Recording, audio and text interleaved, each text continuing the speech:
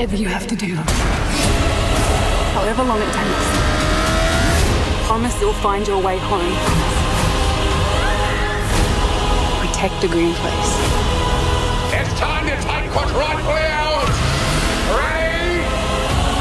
Steady? Go!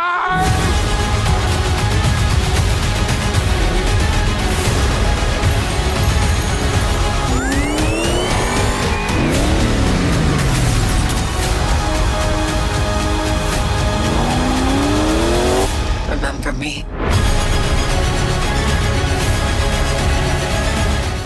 Just got back from singing Furiosa, a Mad Max saga.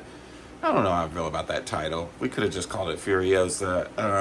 This one is a prequel, obviously, to Fury Road. I just rewatched all the Mad Max movies. I had actually only seen 2 and 4 once, and I'd never seen the first one or the third one. I went back and watched them all, and I enjoy the Mad Max movies.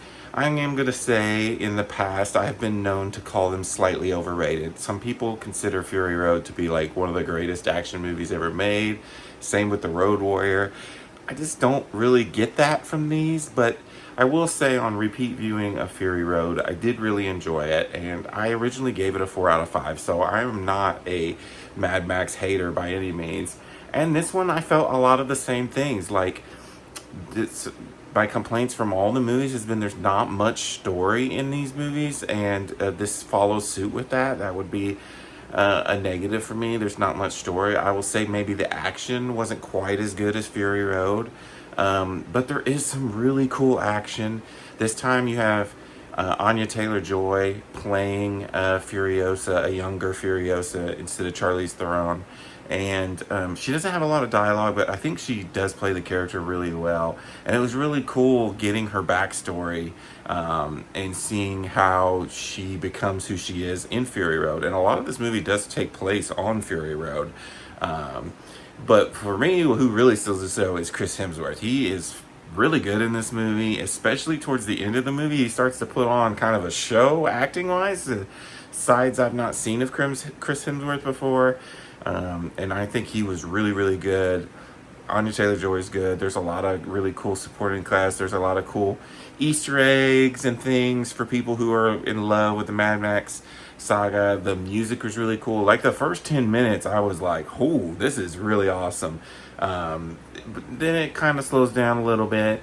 But then it picks back up. There's this awesome action scene, as most of these Mad Max movies are. You get some really cool car chasing nonsense going on.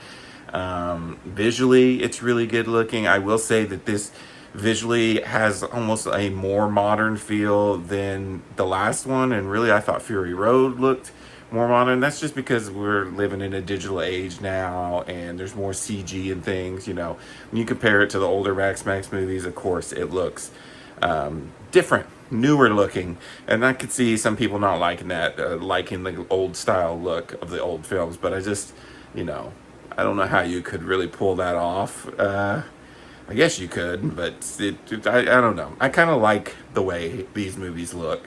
So yeah, I enjoyed the movie. I had a fun time.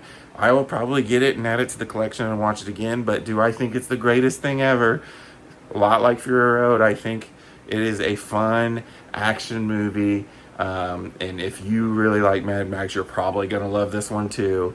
And yeah, I would see a couple more of these. Honestly, I would like to maybe see another Mad Max spin-off type thing like they did here, or I would go for another one in the main Mad Max storyline. So I'm gonna give this one a 4 or 5, which is the same thing I gave Fury Road all those years ago.